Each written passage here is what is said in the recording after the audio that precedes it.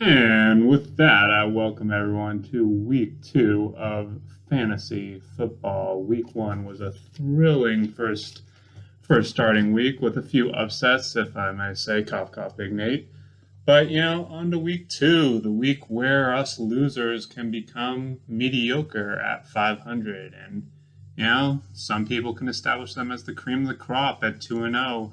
Some people may be sitting dead in the water at 0-2. Looking at you, Dempsey and J. Will. Um, but yeah, so with that, let's get started, ladies and gentlemen.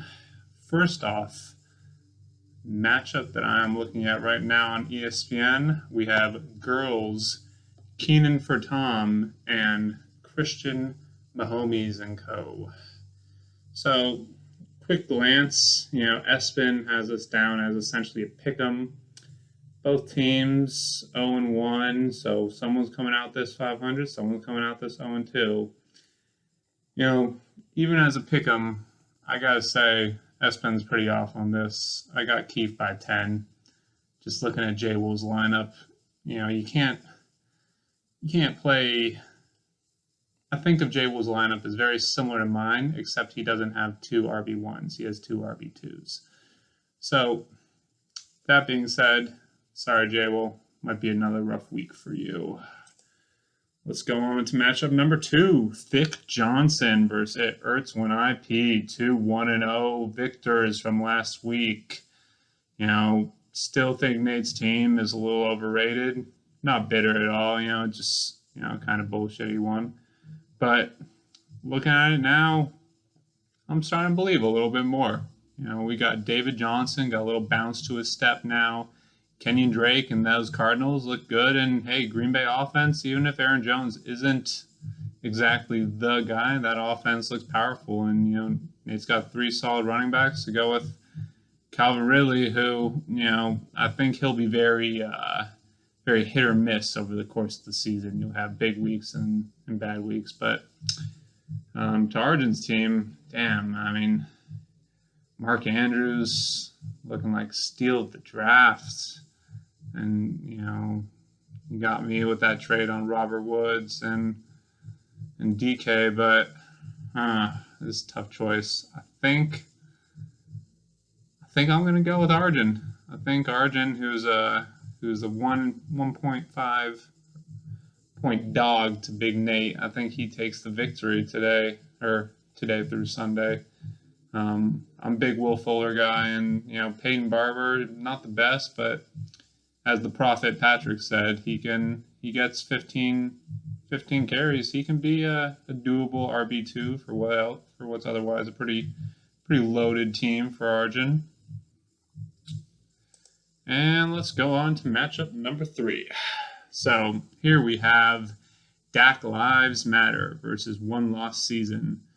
O'Connor, might be a lot of changing your team name if that's your strategy of changing it after every loss. But anyway, Oscar, really didn't like his team before the draft. Not a huge fan of his team after the draft. But, if that Green Bay offense looked nice, and if Adams can be the number one target, that's a big hitter. But, he's starting Kerryon Johnson right now, Oscar. Like, come on, bro. Like, pay attention. Don't you know what the Lions situation is at running back?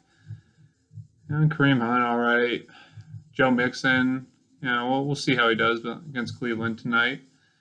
OC, you really do have a well-rounded lineup. I'm going OC by double digits, similar to Espen's prediction. You'll get a 10 plus point victory from OC over Oscar, but the scar has surprised us before. Never say never.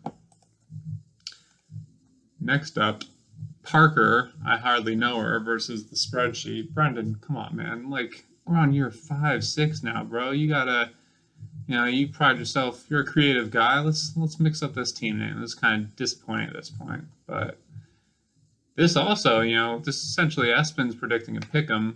I don't know. Looking at Josh's team, there's a lot of bust potential. So I think it could be a close one, but I think I'm going to go Brendan in a blowout here, to be honest. James Conner probably going to be hurt by second quarter.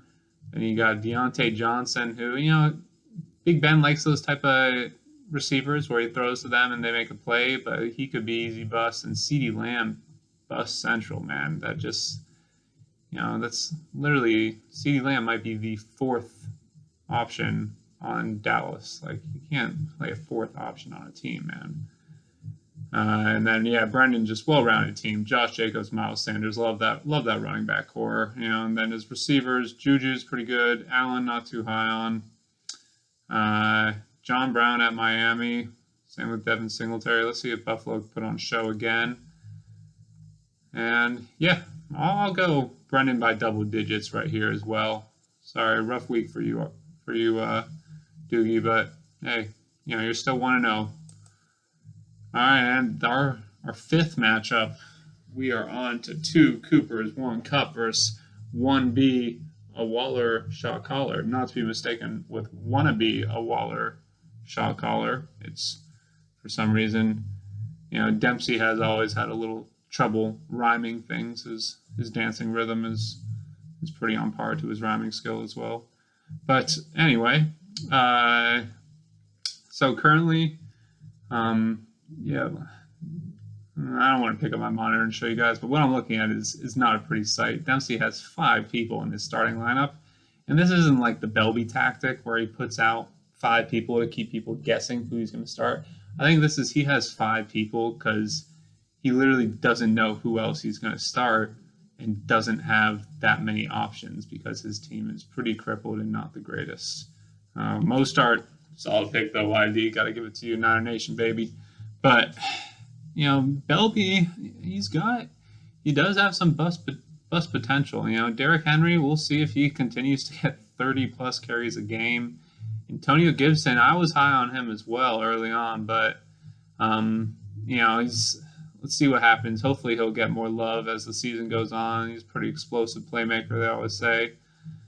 And Jerry Jeudy, bust potential as well. But aside from that, definitely like Belby's team with Kupp, Cooper, Higbee, Kyler, those guys right there probably beat all of Dempsey's starters. So Belby by 20. That's the prediction here. Sorry, Dempsey.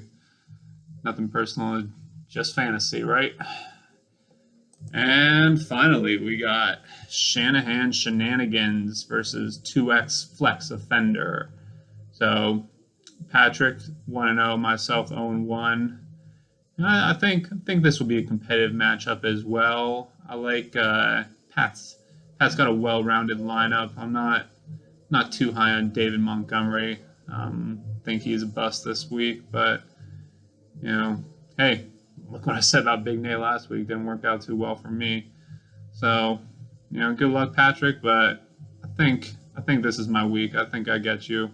Close matchup, but Deshaun Jackson bounce back game, 20+ point game. That's my bold prediction of the week. And with that being said, I think this concludes week 2 of fantasy football predictions.